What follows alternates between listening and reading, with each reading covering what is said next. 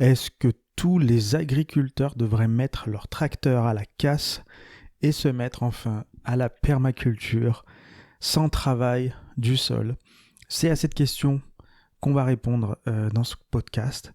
Bienvenue. Alors, ça va être un podcast où où tu auras peut-être probablement envie de m'insulter si tu es un agriculteur. Donc, n'hésite pas à laisser un petit commentaire dès maintenant et je pourrais comme ça te masquer et on verra pas tes insultes qui viendront polluer mes publications. Je dis ça parce qu'en ce moment sur Facebook, je fais quelques publications où je parle un peu d'agriculture, etc. Et je me fais pas mal insulter.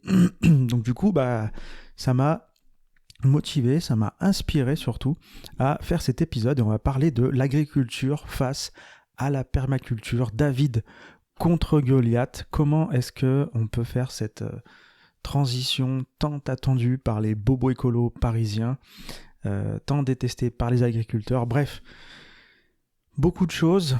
On va essayer d'être efficace, on va essayer d'apporter de la valeur, on va essayer d'apporter des pistes de réflexion pour faire cette transition ou pas. Et voilà, moi c'est Fabrice, je jardine depuis tout petit, j'ai aussi fait une longue carrière de paysagiste, j'ai créé aussi énormément et entretenu des jardins en permaculture, dans des petits espaces, dans des moyens espaces, pour des amis, tout ça. En fait, moi, dès que je vois un jardin, je peux pas m'empêcher d'avoir plein d'idées, de planter des trucs, de faire des boutures, de donner des idées. Et les idées, elles inspirent les autres. Et après, je pars avec eux à jardiner, planter des trucs. Donc du coup, voilà, moi, je jardine. Je suis un jardinier. Je peux pas m'empêcher de jardiner. Et d'ailleurs, dans ce podcast, il y a plein de podcasts. Dans ce podcast, il y a plein d'épisodes sur le jardinage. Donc, n'hésite pas à t'abonner sur ce podcast, que tu sois sur YouTube ou les plateformes de podcast. Abonne-toi et si tu veux parler jardinage, il y a un groupe d'entraide. Tous les liens sont dans la description où tu pourras rejoindre le groupe d'entraide. On parle jardin, on aménage son jardin, etc., etc. Donc on se retrouve dans le groupe et donc voilà, j'ai aussi accompagné des personnes à créer des écosystèmes en permaculture dans leur jardin, à aménager leur jardin en permaculture, à choisir l'emplacement des différents éléments, quels éléments ils allaient intégrer à leur écosystème, à leur jardin, une serre, un composteur, voilà, il y a plein de choses qu'on peut intégrer à son jardin, un poulailler, etc. Et comment est-ce qu'on va les intégrer pour qu'ils puissent avoir des interactions positives et créer un écosystème pour être plus résilient, pour être plus autonome, pour avoir un jardin plus productif, etc., etc. Je me suis aussi formé, je raconte beaucoup, je raconte beaucoup qui je suis pour que aussi vous compreniez mieux qui vous êtes en train d'écouter. Donc je me suis formé aussi sur la permaculture, j'ai visité de nombreux jardins en permaculture dans toute la France, notamment Damien Descartes, les Alvéoles, etc., etc. Et j'ai aussi, quand j'étais paysagiste, côtoyé pas mal de paysans. Et moi, j'ai un respect au final pour le paysan dans son tracteur, même si au final, je sais qu'il il pollue, c'est pas la bonne façon de jardiner, même si c'est pas, aligné avec mes valeurs, aligné avec mon éthique. Je respecte quand même parce que voilà, c'est un humain, il a son propre point de vue, il a son propre vécu et je vais pas dire aux autres qu'ils ont à faire, enfin du moins j'essaye le moins possible de dire aux autres ce qu'ils ont à faire et je respecte et on a tous aussi je pense des choses positives à prendre de ces paysans. C'est certain que certains d'entre eux sont vraiment trop à fond sur leur tracteur, c'est le plus gros tracteur, les plus gros engins et c'est vrai que ça donne un petit peu de posture comme ça, et ça j'aime pas trop. Et même si moi-même j'ai le permis pour conduire ces tracteurs, hein. Je peux conduire permis poids lourd, permis tracteur, je sais plus trop quoi là, mais moi aussi je conduis des tracteurs, mais je me laisse pas embobiner. Enfin d'ailleurs ça fait longtemps que je n'ai pas conduit, hein, mais j'en ai conduit et voilà. Alors, donc on est de la même équipe, hein, si t'es agriculteur. Et en fait moi les agriculteurs c'est pas de leur faute pour moi, parce que on va dire qu'ils sont un petit peu manipulés par le système capitaliste, mais pour être plus concret, je trouve que c'est bizarre parce que quand même, l'agriculteur, il produit de la nourriture. C'est-à-dire qu'il produit ce dont tous les humains sur Terre ont le plus besoin, la nourriture, se nourrir. Et il devrait être, ça devrait être lui le milliardaire en fait. Il devrait être blindé, il devrait avoir plein de thunes en fait. Mais comment ça se fait qu'aujourd'hui, on a des agriculteurs qui produisent le produit le plus précieux pour les humains et que finalement, il soit, je suis désolé du terme, mais un clochard, quoi. Il a rien du tout, il gagne rien, il est en galère, enfin, son travail n'est pas reconnu. Et donc, c'est un peu un truc que je comprends pas. Et il y a un truc peut-être de système capitaliste, je sais pas quoi, mais bien sûr, il y a des intermédiaires qui viennent là pour parasiter les agriculteurs, les mettre dans une position où ils n'ont plus aucun pouvoir, ils sont juste là pour faire pousser à bouffer et après hop, ils leur piquent leurs produits, voilà, et en fait voilà, il y a une sorte de dépendance aussi avec tout ce qui est les semences, les engrais, etc., etc. Puis il y a la législation tout autour. Enfin, c'est un gros bordel qui fait que l'agriculteur, c'est celui qui devrait être blindé, c'est celui qui devrait être milliardaire, et au final, c'est celui qui a rien du tout, qui est payé une misère, qui travaille toute la journée, et voilà, c'est vraiment dommage, mais voilà, mais du coup, souvent, j'entends que voilà, c'est la plupart des agriculteurs, ils vont me dire. Ouais, ou ceux qui sont pas d'accord avec les écolos, avec la permaculture, ils disent que c'est une mode, tout ça. Ils disent, voilà, plein d'arguments. Et en fait, on va contrer ces arguments dans ce podcast. Et le premier argument, c'est, oui, la permaculture, avec, on peut pas nourrir tout le monde, on peut pas nourrir le monde entier avec la permaculture. Alors, il y a des études, il y a notamment la ferme du Bec et Loin, hein, c'est très connu. Je t'invite à aller te renseigner. Ils ont fait plein de... Ils ont collaboré avec plein de scientifiques pour justement montrer que sur une parcelle de 1000 m², ils arrivaient à être plus productifs, enfin au moins autant productifs, voire plus, qu'une parcelle de la même taille, mais avec des techniques différentes, comme les techniques d'agriculture qu'on connaît, la monoculture, le travail du sol, les engrais, enfin tu vois, le modèle classique agro-industriel. Et donc déjà, d'ailleurs, il faudrait aller voir un petit peu plus en détail. Je ne sais pas s'ils ne sont pas calés sur du maraîchage, mais tout ça, on va en parler aussi, cette petite distinction entre oui, mais la permaculture, ça n'a rien à voir avec l'agriculture, parce que on va pas... comment tu fais pousser du riz, tu fais pousser du blé, tout ça. Mais j'ai envie de dire, on a trouvé un... Enfin, on verra tout ça, on va aller creuser tout ça, mais en gros, tout est possible. On est quand même allé sur la Lune, on a réussi, on va bientôt aller sur Mars, on peut quand même être capable de trouver des méthodes un petit peu plus naturelles, un petit peu plus respectueuses, avec un peu plus d'éthique et de respect pour le vivant. Je pense qu'on est capable de faire ça, c'est juste qu'on n'a pas la volonté de le faire en fait. On n'a pas la volonté d'aller chercher des solutions, parce que là ça va bien, on arrive à avoir de la bouffe pas trop chère, on a assez à manger, tout va bien, on n'a pas envie de se prendre la tête. Enfin du moins c'est un petit peu la pensée ambiante, on va dire. Mais voilà, pour répondre au truc, oui on fait pas du riz ou du blé en permaculture.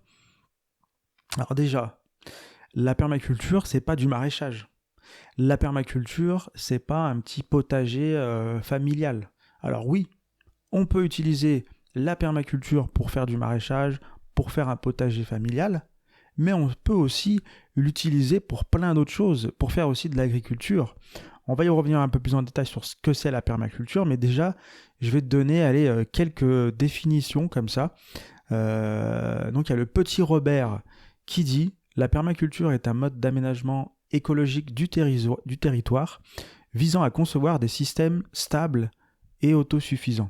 Je vais t'en donner d'autres, comme ça on va pouvoir s'imprégner un peu de ce que c'est la permaculture de différents points de vue. On a aussi Graham Bell qui dit: la permaculture est un aménagement consensueux du paysage qui imite les modèles trouvés dans la nature, qui produit en abondance de la nourriture, des fibres et de l'énergie pour combler les besoins locaux.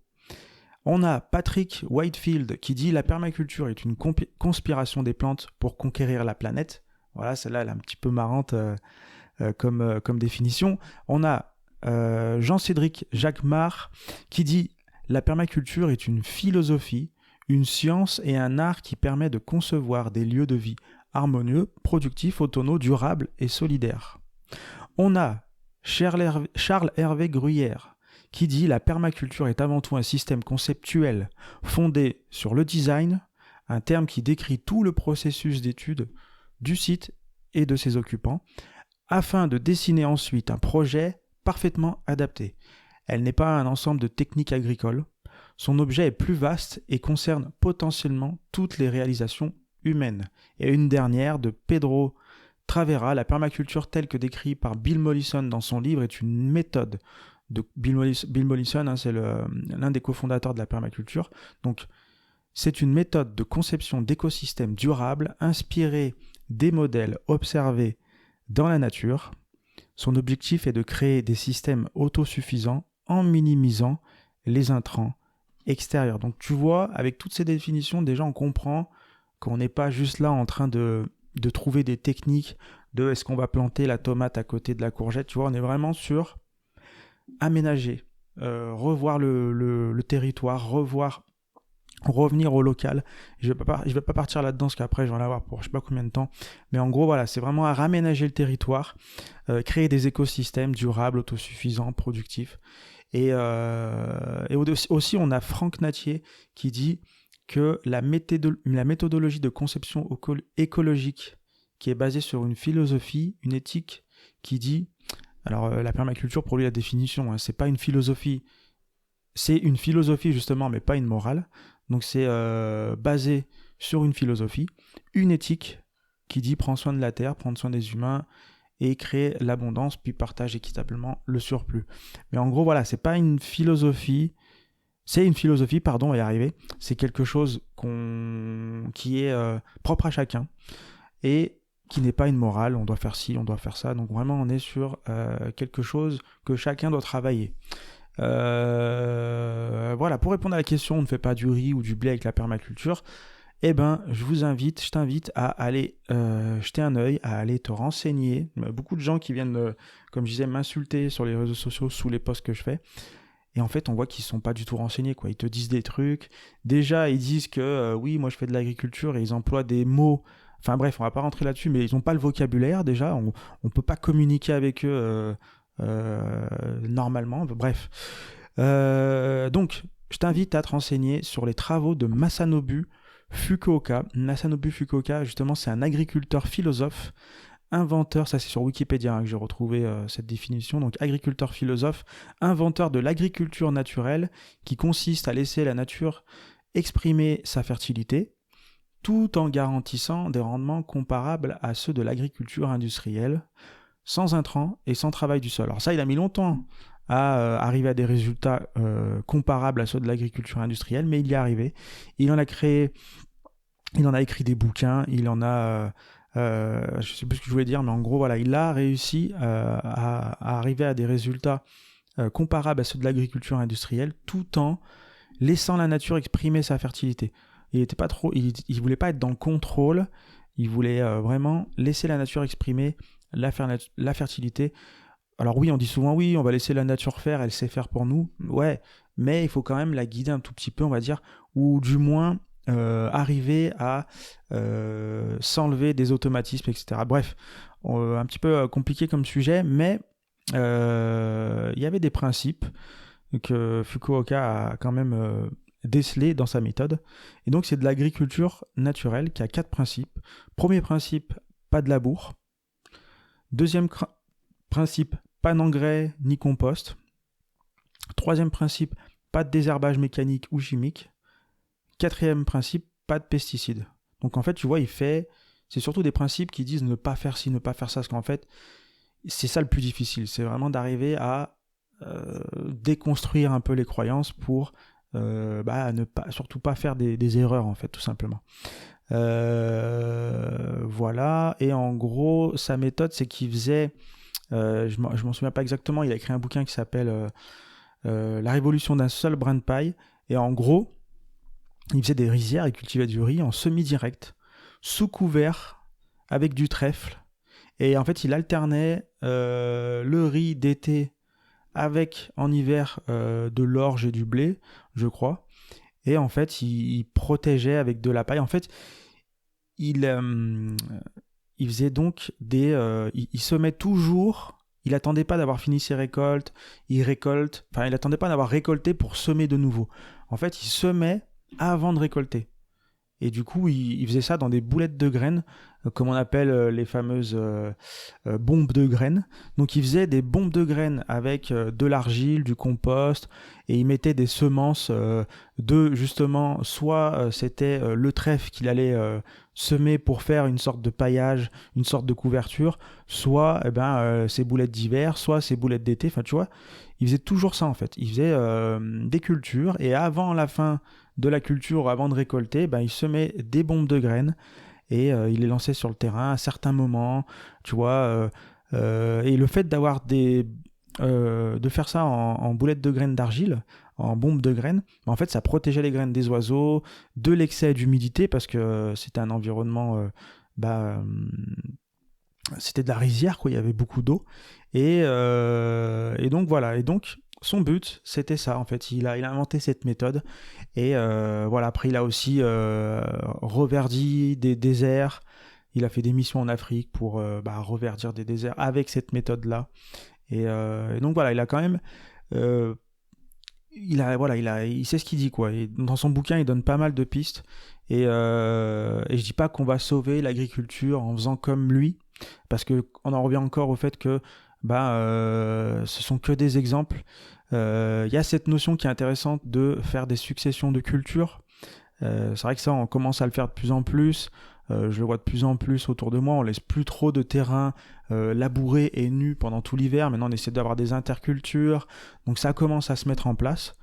Et donc voilà. On doit aller plus loin que simplement avoir quelques méthodes d'agriculture.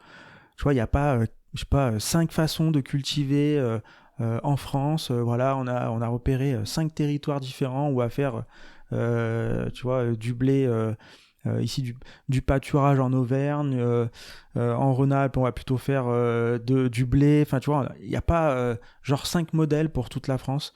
Il faut vraiment qu'on arrive à diversifier nos modèles et à découvrir quel modèle s'adapte sur chaque territoire, tu vois, quelles graines, quelle façon de cultiver, comment est-ce qu'on va mettre en place des écosystèmes qui sont durables, productifs, comment est-ce qu'on va mettre en lien tout ça par rapport au territoire, au microclimat, etc., etc. Tout ça c'est compliqué, hein, je sais, hein, je n'ai pas la solution, mais voilà, on sait vers quelle direction se tourner. Il y a une autre chose que disait Masanobu Fukuoka, il disait qu'au lieu de se demander comment faire quelque chose, on devrait se demander comment ne pas faire cette chose, comment ne pas avoir à faire cette chose. Un exemple, si tu te demandes comment faire pour te débarrasser des limaces dans ton jardin, c'est peut-être pas la bonne question. Tu devrais plutôt essayer de te demander, déjà, si tu te poses ces questions, tu vas trouver plein de techniques. Oui, on va mettre de la bière, de la cendre ou je sais pas quoi. Du coup, tu vas essayer plein de techniques et on sait très bien que chaque année, on voit plein de vidéos, plein d'articles. Oui, la nouvelle méthode pour se débarrasser des limaces, la bière avec je sais pas quoi. Et en fait, les gens, ouais, trop bien et tout. Puis ils essayent, ça marche pas. Mais bon, ça fait du clic. Donc, du coup, les gens sont. Les créateurs sont contents. Mais ça règle pas le problème. Et par contre, si tu demandes. Comment ne pas avoir à te débarrasser des limaces? Si tu te poses la question en mode Masanobu Fukuoka, d'ailleurs j'en ai fait un podcast, tu peux retrouver limaces, Fukuoka sur internet, tu devrais retrouver mon article, et potager minimaliste, tu rajoutes.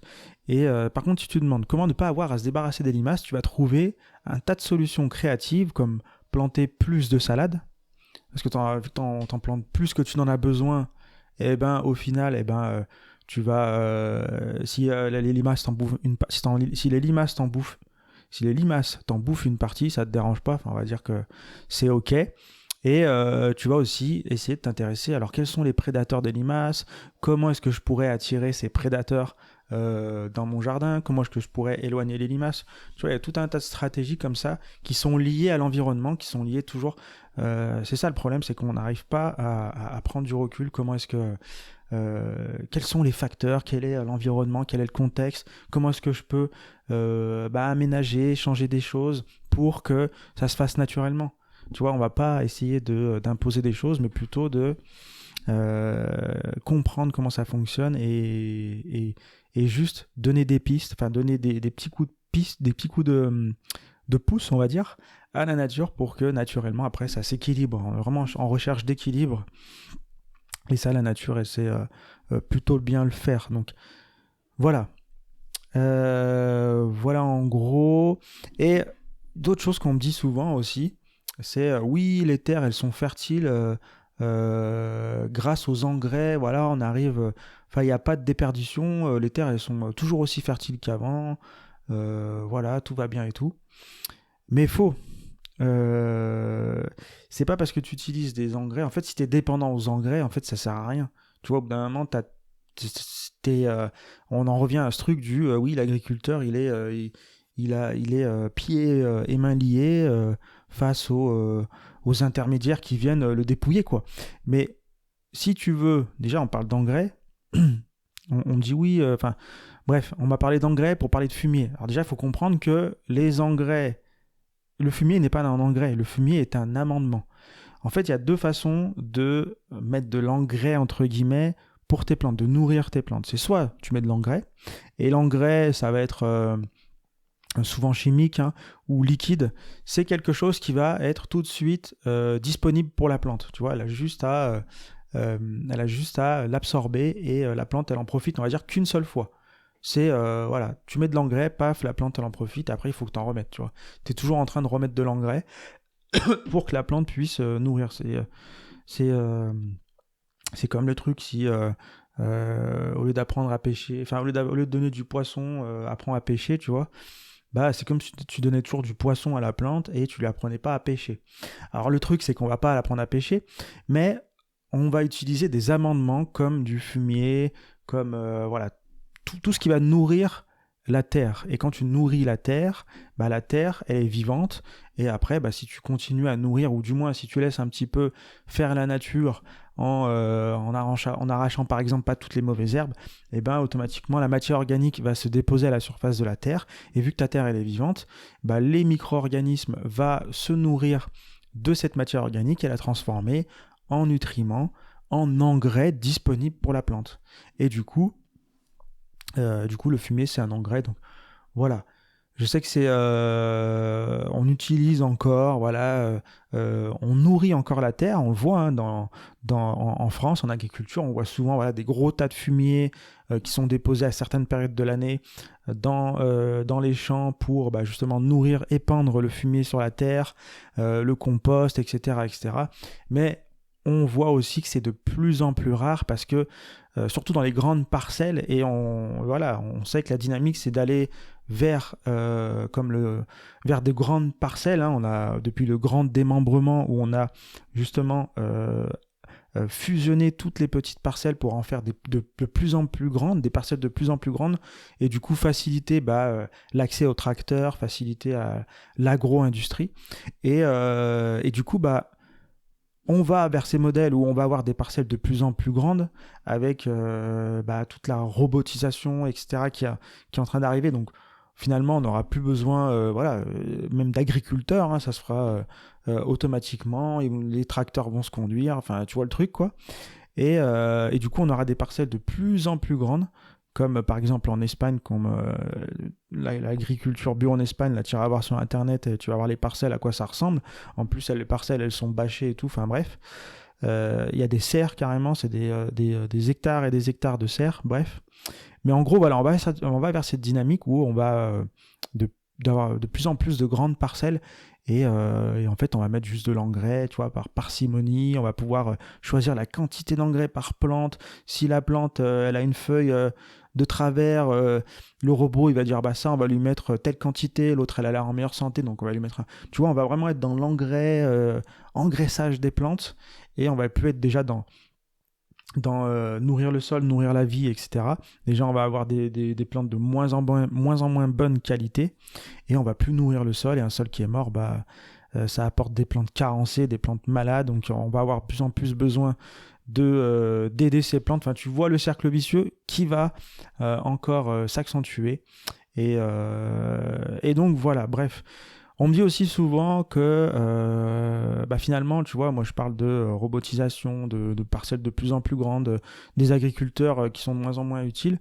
Mais on dit voilà, en fait, pour faire de la permaculture, il faut être beaucoup, parce que finalement, on n'est pas assez de monde sur Terre en fait pour faire de la permaculture, parce que si on n'a plus de tracteurs, si on fait de plus en plus de choses on intensifie sur un petit espace, il va falloir beaucoup plus de monde. Bah oui, c'est pas faux en fait, c'est pas faux. Et il va falloir beaucoup plus de monde, mais quand même, tu vois, je t'ai décrit un petit peu le truc des grandes parcelles, des robots, etc. Mais en fait, c'est quand même un petit peu plus joyeux, comme dit Olivier Amand. Ça a l'air un peu plus joyeux quand même de jardiner, faire du jardin. Je sais que tout le monde n'a pas envie de jardiner, hein, mais c'est quand même quelque chose qui donne un petit peu plus envie quand tu t'intéresses à la permaculture, aux modèles déjà existants de micro-fermes, etc., de fermes permacoles. Ça a quand même l'air un petit peu plus intéressant. C'est pas, et puis on n'est pas que sur, tu vois, des grands. Faut pas imaginer qu'on va faire des grands champs de blé et puis toute la journée, tu vois, on va récolter le blé à la main, dans sa poche, tu vois, plein de personnes dans les champs comme ça qui récoltent du blé. Non. Encore une fois, on n'est pas sur de l'exploitation, on est sur la création d'un système agricole, local, et on va essayer d'interconnecter aussi ces différentes fermes permacoles pour créer un maillon, créer quelque chose de résilient, quelque chose de local, adapté, comme je disais, etc. Donc il y aura tout un tas d'activités économiques qui peuvent se greffer à ça. Que ce soit des entreprises privées, que ce soit les services publics, ils vont pouvoir se greffer pour des services, des produits. Voilà, et on peut faire dans une ferme permacole, on va pas juste faire du blé. On va faire déjà tout un tas d'autres plantes qui produisent de la nourriture, mais aussi, donc, comme je disais, il y a tout un tas d'activités annexes qu'on peut développer. On peut faire de l'enseignement, on peut aussi faire apprendre. Quand je parle d'enseignement, c'est faire venir pourquoi pas les écoles, mais aussi les gens qui sont intéressés à jardiner, à savoir comment est-ce qu'on fait notre nourriture, comment est-ce qu'on fait notre lait.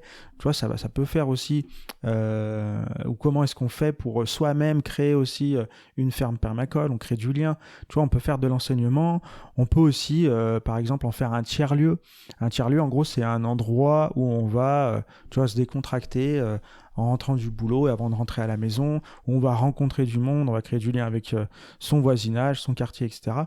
On peut aussi, il y a de plus en plus de restaurateurs en gastronomie qui s'intéressent justement à des produits de qualité, des produits cultivés sur un sol vivant, des produits bio, même des plantes sauvages de plus en plus aussi. Donc on peut aussi faire ce lien avec les restaurants, etc. On peut aussi développer des activités autour du bien-être dans ces lieux, parce que le bien-être est pris en compte, parce qu'il y a des endroits spécifiques à ce bien-être qui sont un petit peu plus sauvages, où on va pas forcément où ça va pas être intensif, on va pas avoir une présence intensive, où on peut aller une espèce de forêt où on peut aller faire des activités de bien-être, de détente, on peut faire du loisir tout en apprenant. Ça peut être aussi comme la ferme du Bec et Loin, des lieux où on fait des études scientifiques, où on découvre aussi de nouvelles choses, peut-être de nouvelles espèces, il y a plein de choses. Ça peut être aussi des lieux de vie ou des lieux de vie intergénérationnels. On peut faire aussi de l'art, on peut aussi, comme je disais, produire de l'énergie. Il peut y avoir de la production d'énergie sur ces lieux, il peut aussi y avoir de la régénération de l'eau. Tu vois, il y a plein de choses qu'on peut faire, il y a plein de modèles qu'on peut développer et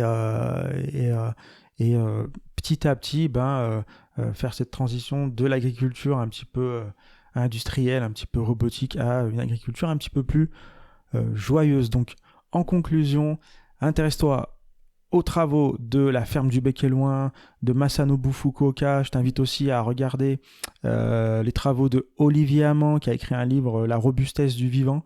D'ailleurs, Olivier Amand, je vais finir sur cette phrase, il dit que dans la nature, la compétition et la coopération est présente. Donc il y a de la compétition, il y a de la coopération. Ce qui détermine le type de jeu, c'est la disponibilité en ressources. Exemple, quand les pigeons te voient dans un parc, c'est dans l'interview, je crois, qu'il a donné à Thinkerview, il dit quand les pigeons, t'es dans un parc, tu donnes à manger aux pigeons, bah, quand ils te voient, il dit, ah bah tiens, là-bas, il y a abondance de nourriture. Donc, tu vois, ils vont se taper entre eux pour aller, ouais, non, mais c'est moi qui vais manger, c'est moi qui vais prendre toutes ces ressources, etc., etc.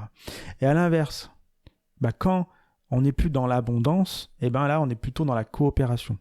Et il dit l'exemple des manchots, pour se réchauffer et se déplacer, quand en Antarctique, les températures dépassent les moins 50, moins 60 degrés, et qu'il y a du vent à 200 km/h, et qu'il n'y a plus de poissons, les manchots, ils se mettent à coopérer. Parce qu'il n'y a plus rien, il n'y a plus rien à manger, c'est la merde. Et du coup, ils se mettent à coopérer. Alors, est-ce qu'on va attendre est-ce qu'on va rester des pigeons à se battre pour bouffer, ou est-ce qu'on va attendre d'être des manchots ou est-ce qu'on va attendre qu'il n'y ait plus rien à bouffer, plus rien du tout, et on va commencer à coopérer? En fait, je veux dire, c'est est-ce qu'on reste des pigeons ou est-ce qu'on anticipe un petit peu avant de devenir des manchots, en fait? Donc voilà, c'est là la question, elle est un petit peu là. J'espère qu'on va pas attendre de devenir des manchots de la banquise, quoi, mais voilà, en tout cas, j'espère que cet épisode t'a plu. Pense à partager cet épisode, pense à t'abonner, à laisser un petit commentaire, ça fait toujours plaisir d'avoir des commentaires, ça donne envie de continuer. Et puis sur ce, je te salue et on se retrouve dans un prochain épisode. Salut!